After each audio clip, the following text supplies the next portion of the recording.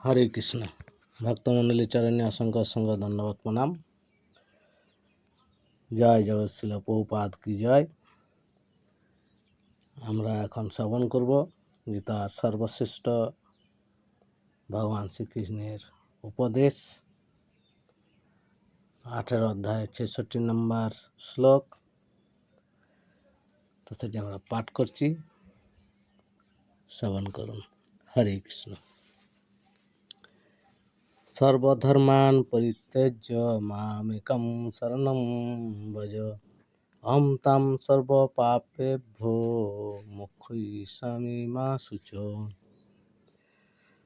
অনুবাদ: সর্বপ্রকার ধর্ম পরিত্যাগ করে কেবল আমার শরণাগত হও, আমি তোমাকে সমস্ত পাপ থেকে মুক্ত করব। তুমি শোক করো না। প্রভুপাদের প্রাঞ্জল তাৎপর্য: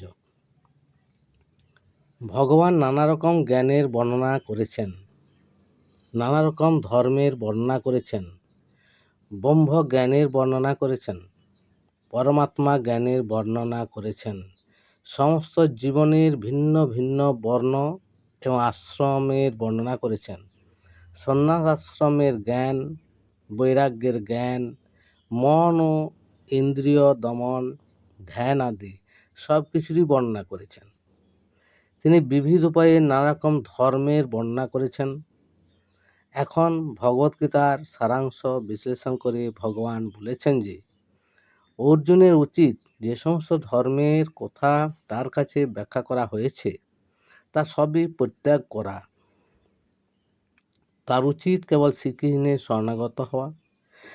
সেই শরণাগতি তাকে সমস্ত পাপ থেকে মুক্ত করবে, কেননা ভগবান নিজেই তাকে রক্ষা করবার প্রতিশ্রুতি দিয়েছেন।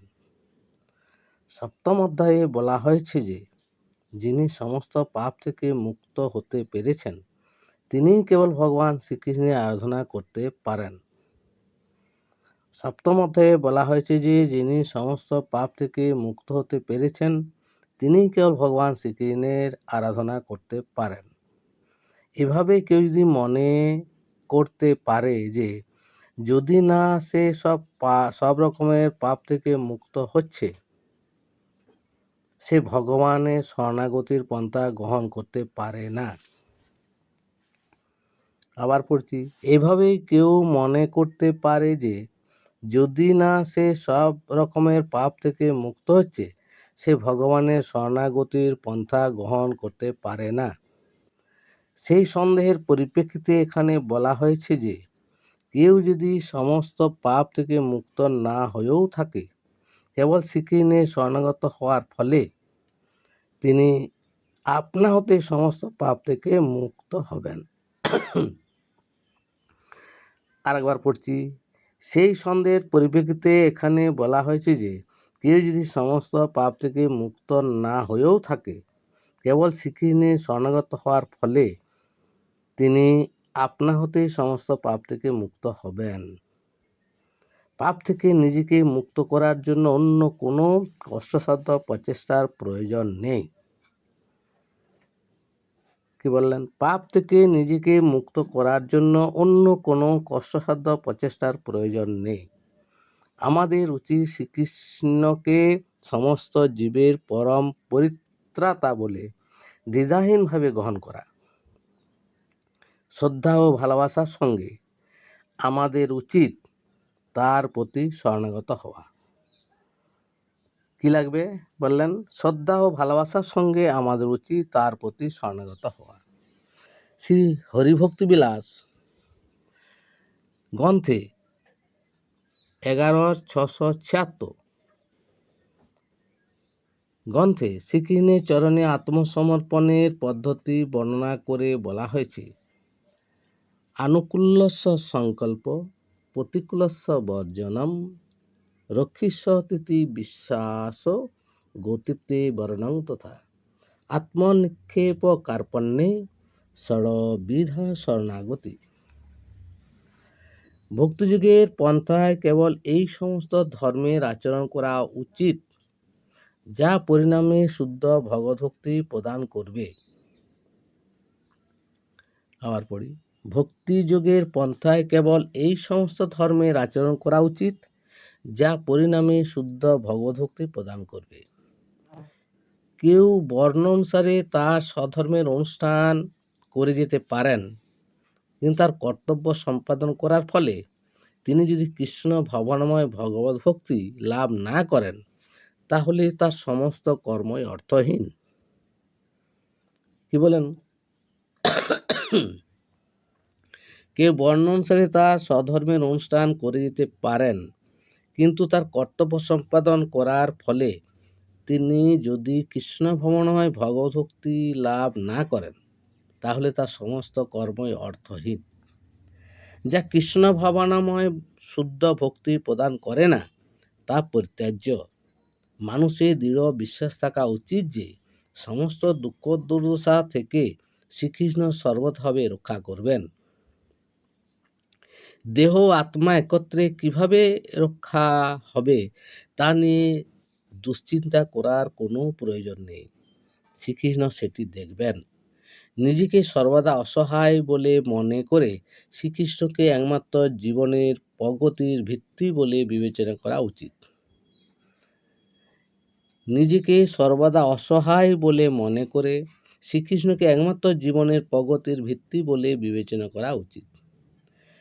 যে মাত্র কেউ কৃষ্ণ ভাবনাময় ভক্তিযোগে ভগবানের সেবায় নিজেকে ঐকান্তিকভাবে নিযুক্ত করেন, তৎক্ষণাৎ তিনি জড়া প্রকৃতির সমস্ত কলুষ থেকে মুক্ত হন। আরও একবার, যে মাত্র কেউ কৃষ্ণ ভাবনাময় ভক্তিযোগে ভগবানের সেবায় নিজেকে ঐকান্তিকভাবে নিযুক্ত করেন, তৎক্ষণাৎ তিনি জড়া প্রকৃতির সমস্ত কলুষ থেকে মুক্ত হন। জ্ঞানের অনুশীলন ও যোগ সাধনায় ধ্যান আদি অনুশীলনের মধ্যে বিভিন্ন রকমের ধর্মীয় পদ্ধতি ও শোধনকারী পদ্ধতি রয়েছে, কিন্তু যদি শ্রীকৃষ্ণের চরণে আত্মসমর্পণ করেছেন যিনি শ্রীকৃষ্ণের চরণে আত্মসমর্পণ করেছেন, তাকে এই সমস্ত ধর্ম অনুষ্ঠান করতে হয় না। কেবল শ্রীকৃষ্ণের শরণাগত হওয়ার ফলে তাকে অনর্থক সময় নষ্ট করতে হয় না। এইভাবেই তৎক্ষণাৎ সমস্ত রকম উন্নতি সাধন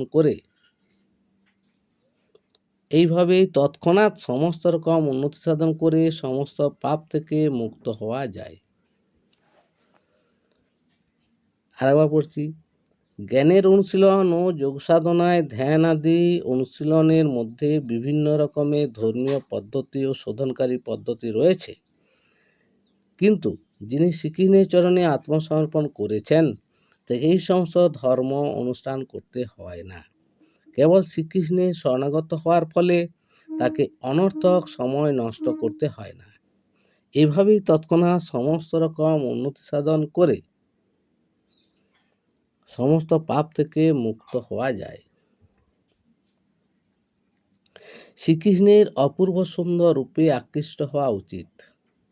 তার নাম শ্রীকৃষ্ণ, কারণ তিনি সর্বাকর্ষক।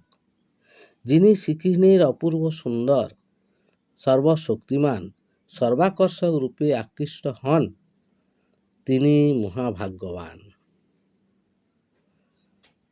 পড়ি, যিনি শ্রীকৃষ্ণের অপূর্ব সুন্দর, সর্বশক্তিমান, সর্বাকর্ষক রূপে আকৃষ্ট হন, তিনি মহাভাগ্যবান।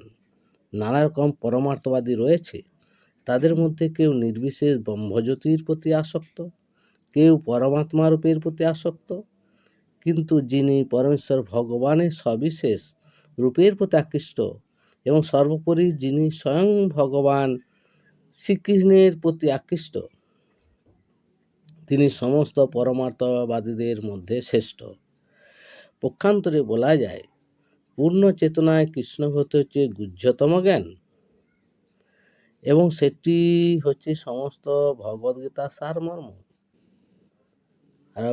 পক্ষান্তরে বলা যায়, পূর্ণ চেতনায় কৃষ্ণ ভক্তি হচ্ছে গুহ্যতম জ্ঞান এবং সেটি হচ্ছে সমস্ত ভগবদ্গীতার সারমর্ম। কর্মযোগী, জ্ঞানী, যোগী ও ভক্ত, এদের সকলকেই বলা হয় পরমার্থবাদী। কর্মযোগী, জ্ঞানী, যোগী ও ভক্ত, এদের সকলকেই বলা হয় পরমার্থবাদী, কিন্তু যিনি শুদ্ধ ভক্ত তিনিই সর্বশ্রেষ্ঠ। যে বিশেষ শব্দটি এখানে প্রয়োগ করা হয়েছে তা হচ্ছে মা সূচক। ভয় করো না, দ্বিধা করো না, উদ্বিগ্ন হয় না, তা অত্যন্ত তাৎপর্যপূর্ণ। কে মনে করতে পারেন সব রকমের ধর্ম পরিত্যাগ করে কেবল শ্রীকৃষ্ণে শরণাগত হওয়া কি করে সম্ভব? কিন্তু ওই ধরনের দুশ্চিন্তা নিরর্থক। হরে কৃষ্ণ কৃষ্ণ কৃষ্ণ হরে হরে, হরে রাম রাম রাম হরে হরে। আমরা শ্রবণ করলাম গীতা সর্বশ্রেষ্ঠ উপদেশ এবং আচার্য শিল প্রভুপাদ, জগৎগুরু, জগৎ শিক্ষক অবৈষ্ণব ভক্তিবেদান্ত স্বামী প্রভুপাদের প্রাঞ্জল তাৎপর্য। তাই আমার বিনীত অনুরোধ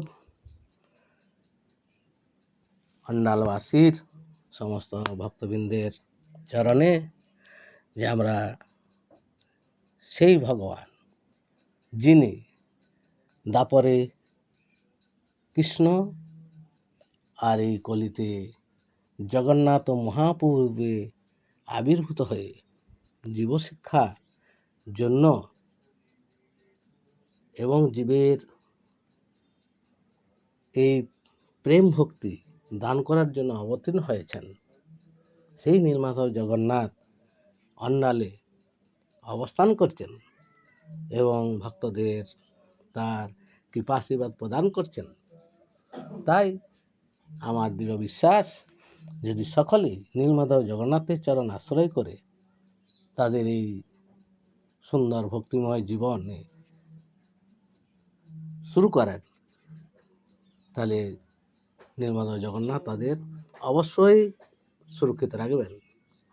কারণ যেই গৌর, সেই কৃষ্ণ, সেই জগন্নাথ। সুতরাং আমরা তার বাণীকে আশ্রয় করে নির্ভীতে নিজেদের শুদ্ধ ভক্তির কর্তব্য কর্মগুলি সাধন করে এবং জগন্নাথের চরণকে আশ্রয় করে যেন এই জীবন সার্থক করতে পারি। হরে কৃষ্ণ কৃষ্ণ কৃষ্ণ হরে হরে, হরে রাম রাম রাম হরে হরে। আপনাদের সেবক হিসাবে যদি আমাকে সেবার সুযোগ দেন, আমি ধন্য হব।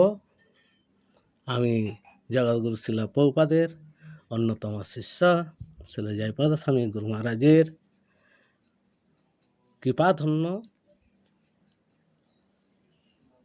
সেবক, অধম সেবক অপূর্ব হরিদাস দাস। যদি কোনো ভুল ত্রুটি বা ভুল বিষয় বলে থাকি, আমরা নিজ গুণে ক্ষমা করবেন।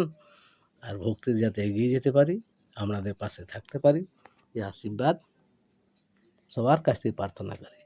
হরে কৃষ্ণ কৃষ্ণ কৃষ্ণ হরে হরে, হরে রাম রাম রাম হরে।